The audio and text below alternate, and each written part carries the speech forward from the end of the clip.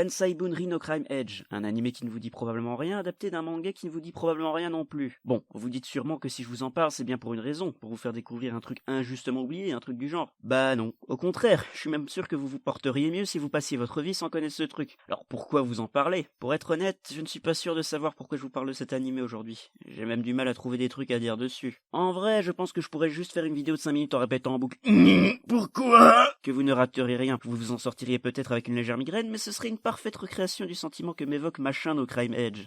Bon, commençons par le début, voulez-vous? L'histoire commence en introduisant une rumeur comme quoi près d'un arrêt de bus se trouverait une espèce de sorcière aux cheveux longs. Notre héros, intrigué par cette rumeur, décide d'aller vérifier et tombe sur une espèce de manoir où se trouve en effet une petite fille avec de très très longs cheveux. La réaction évidente de notre héros est donc de se coller à la vitre du manoir tout en montrant que c'est un énorme obsédé des cheveux qui va assouvir son besoin corporel de couper les cheveux de la dite petite fille. Cette dernière le laisse rentrer chez elle et le héros lui tripote ses cheveux direct, comme un espèce de détraqué sexuel. Alors, m'étant retrouvé dans une situation où un type m'a abordé de la même façon, j'étais naturellement en train de me rouler en boule sur ma chaise histoire de calmer mon traumatisme, mais si on en croit la musique et la réaction des personnages, c'est supposé être une scène super mignonne et touchante. J'ignore sur quelle planète un tel comportement pourrait passer pour mignon, mais soit. La fille nous apprend que ses cheveux ont été maudits et qu'ils ne peuvent être coupés, ce qui s'avère être vrai vu qu'on tente de suite de les couper sans succès. Peu après, deux filles entrent et maltraitent la petite fille et le héros, en essayant de le dissuader de l'approcher. Qui sont ces filles, vous dites-vous? Des membres de sa famille? Des servantes? Des espèces de maîtres chanteurs? Non, rien de tout ça. On apprend plus tard que ce sont des descendantes d'assassins. Ah, alors elles sont en train de s'infiltrer pour la tuer plus tard. Non plus. En fait, elles tentent même pas vraiment de la tuer et finissent rapidement par aider ces deux personnages. Bah alors, qu'est-ce qu'elles foutent là, avez-vous l'air de me dire?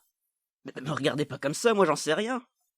Tiens, on dirait que certains d'entre vous ont des doutes. Mais elle est fin, t'as dû rater un passage là, y a pas moyen que l'histoire commence comme ça. T'as skippé des paragraphes dans ton script? Encore une fois, je dois vous répondre non. Je viens de vous décrire la première moitié de l'épisode 1, là mes cocos. J'ai commencé par le début comme je l'avais dit. Mais non, c'est pas possible, il y a bien une introduction quand même. On devrait présenter le héros avant de commencer par l'élément perturbateur, non? C'est une leçon de base que j'ai appris en primaire quand même, je sais ce que je dis. Dites, cher spectateur imaginaire de peu de foi, je vous trouve bien curieux. J'en ai un peu marre de répondre à vos questions que j'ai écrites moi-même là. Donc, si comme moi vous êtes confus par l'histoire, ne vous attendez pas à ce que ça s'arrange parce que ça part en couille très vite. Vu que ça partait déjà en couille dès le début, c'est pas si surprenant. On découvre que la fille maudite a entraîné d'autres gens dans sa malédiction, que chaque personnage qu'on introduit se révèle être le descendant d'un serial killer quelconque, et que chacun possède un artefact mystique qui sert à tuer, qu'on appelle les Killing Goods. Ceux qui possèdent un Killing Goods s'appellent des auteurs, et ils ont avec eux un partenaire qui leur sert à réfréner leur pulsion meurtrière, qu'on appelle des Instead. J'ai au moins compris une chose de ce merdier, c'est que l'auteur de cette histoire aime beaucoup utiliser des mots anglais comme ça sans savoir ce que ça veut dire. Ce qui m'amène à cette autre déduction qu'il doit certainement avoir 15 ans grand max pour trouver ça stylé. Ça expliquerait l'histoire sans queue ni tête qui fait très pot pourri d'idées trouvées dans notre manga en tout cas. Ah, en parlant d'idées piquées à des mangas divers, chaque détenteur d'armes mystiques rentre dans une espèce de jeu de la mort dont le but est de tuer la petite fille, et celui qui y parvient aura le droit de se faire exaucer un souhait. Je sais pas vous, mais ça me rappelle déjà 3 ou 4 mangas.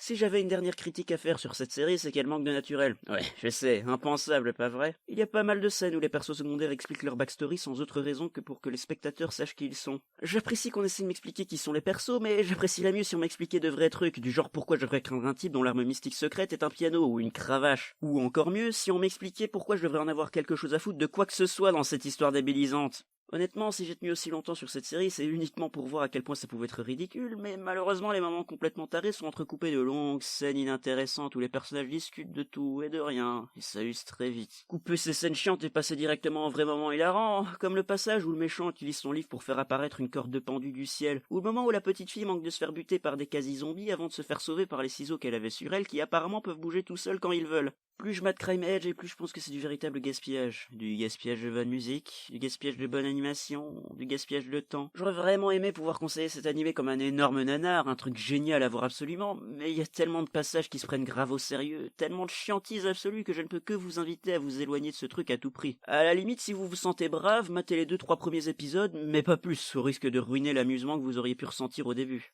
Mais, qui sait, peut-être que vous aimerez cette monstruosité. Apparemment, il y a pas mal de gens qui aiment ce cancer du sida sans ironie aucune. Peut-être que je suis passé à côté du plus grand chef-d'œuvre de tous les temps, j'en sais rien. Ce que je sais, c'est que si vous êtes de ceux qui adorent cette série, je serais ravi d'écouter vos arguments face à face. Ça me changera des faux spectateurs qui parlent dans ma tête.